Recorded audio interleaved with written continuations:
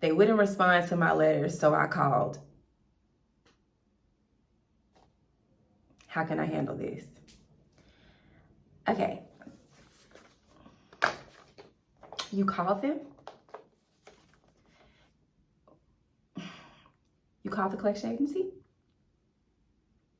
After I told you not to in several videos? Okay, so it's okay. You called.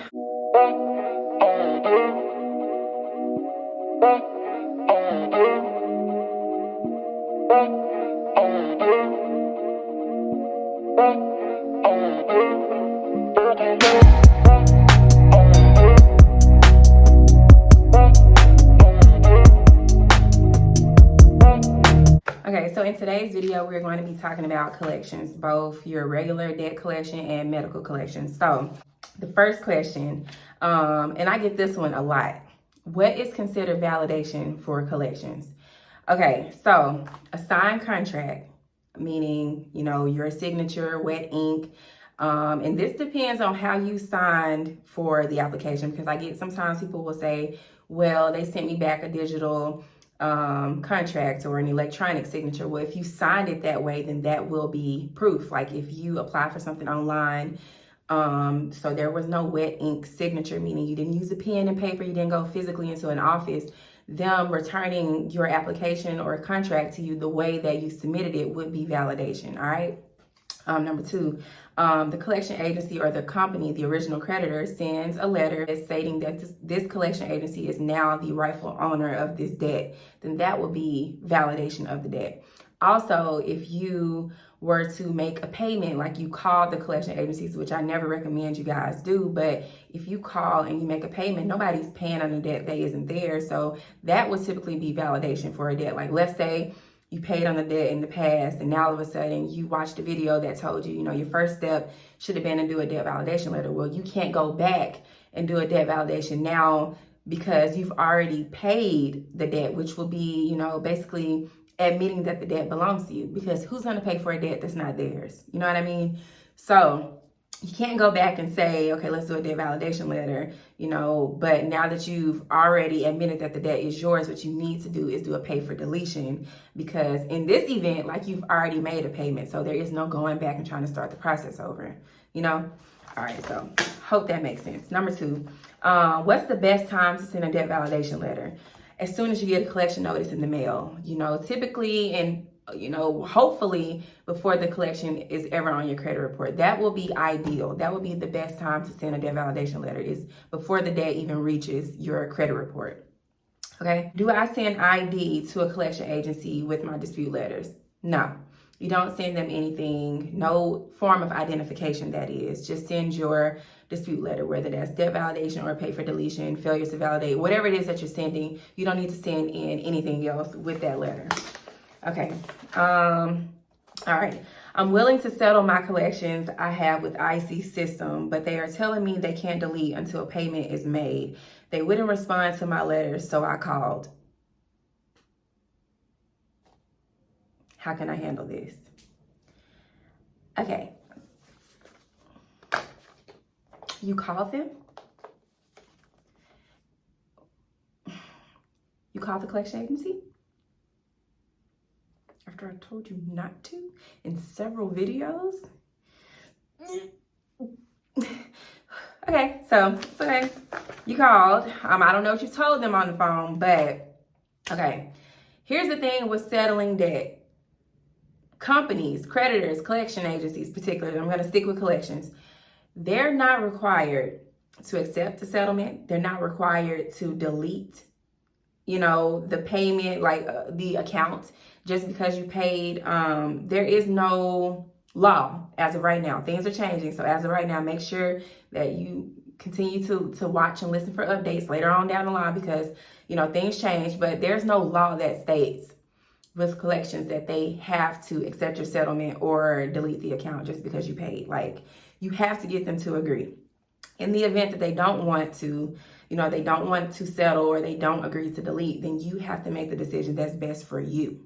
And that's what it comes down to. You may have to go ahead and pay.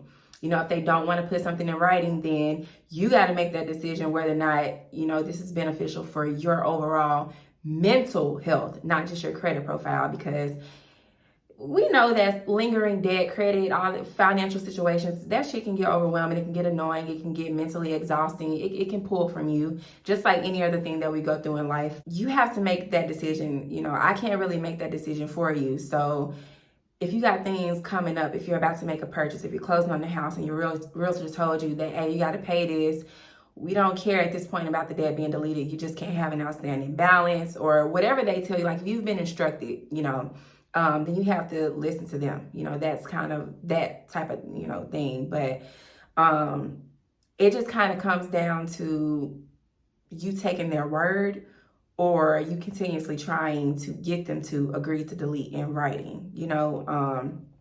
So it's one of those things. Until there's a law that says, you know, if they settle that they have to delete, or if they take this payment then they have to delete, you know, until we get to that point in life, it's like you either take their word and pay and hope they stand by their word, or you keep trying to get them to agree in writing that they will delete and accept whatever payment that you offered them.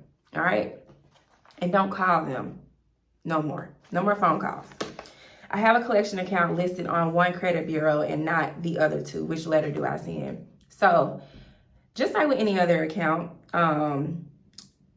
collection agencies, they can report to whichever bureaus they prefer to report to, whoever they're working with.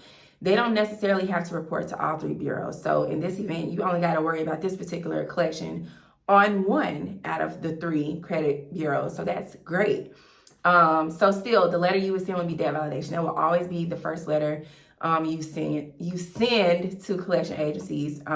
It's best to send a debt validation before it reaches your credit report, because you know they will be obligated to stop trying to attempt to collect on the debt until they validate the debt. But since it's already on your credit report, you still can send the letter, but you know the rules that would apply before the collection got on your credit report doesn't apply now because you waited, you know. But the letter you would send would still be debt validation. All right, next, I'm trying to get all the regular questions first before I start talking about medical. What do I need to start this credit repair process? Well, I just stamps, envelopes.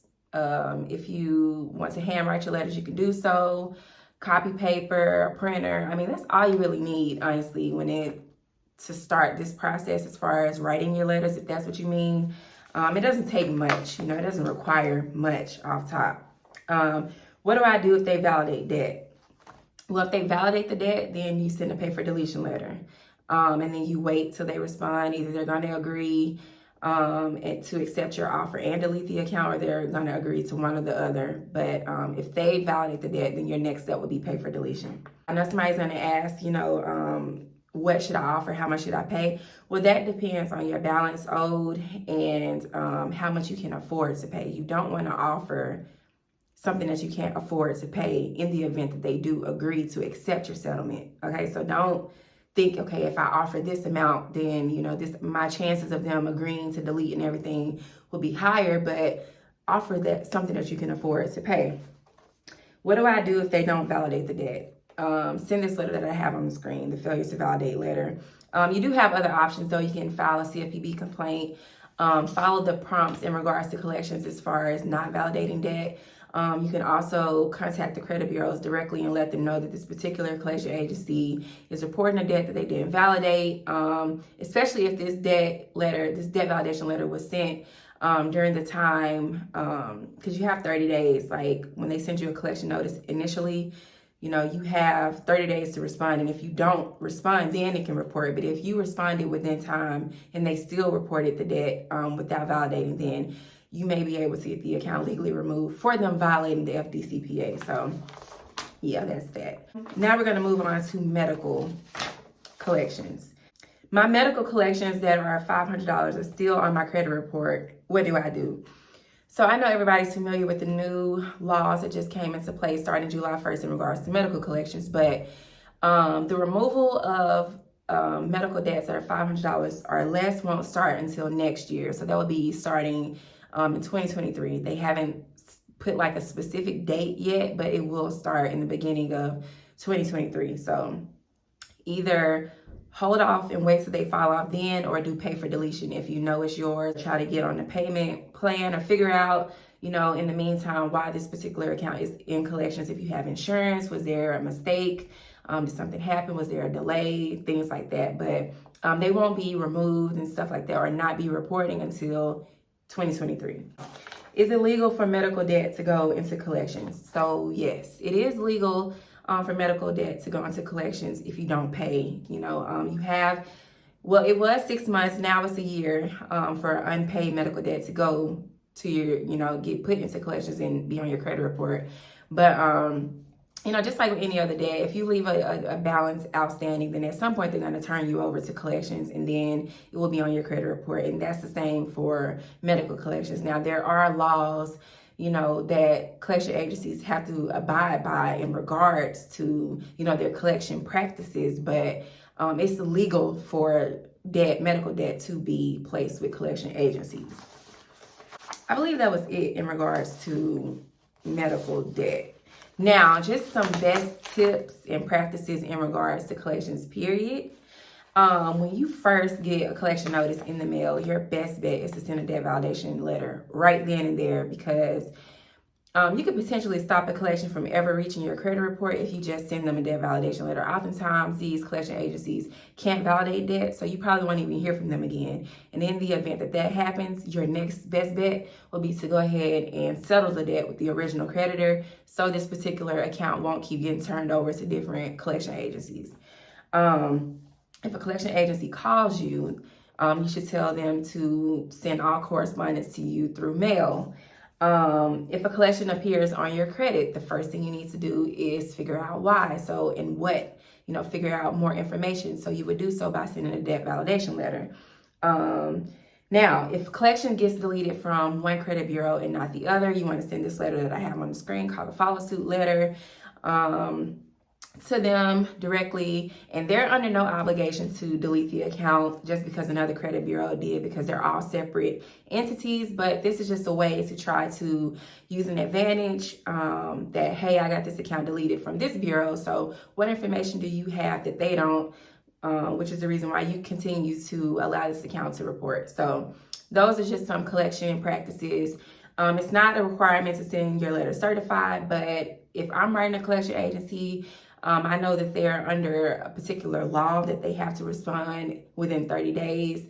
So I would send, my debt validation letters and any correspondence to them certified, just so I can keep track of that. But it's not a requirement.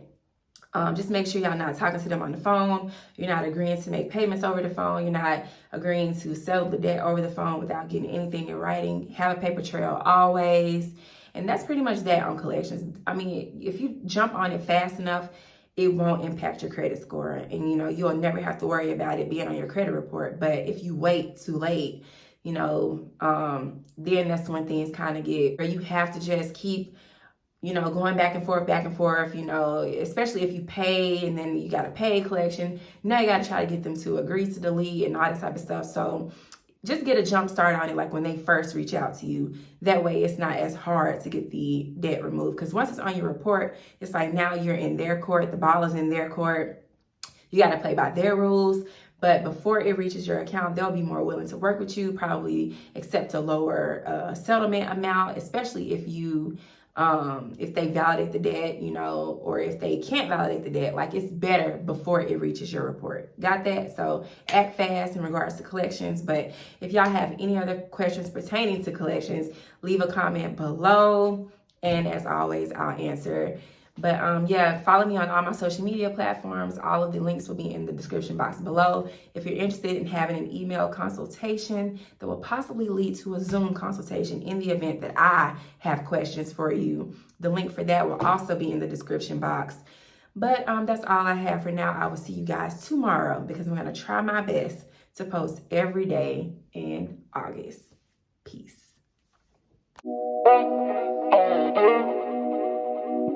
Bye.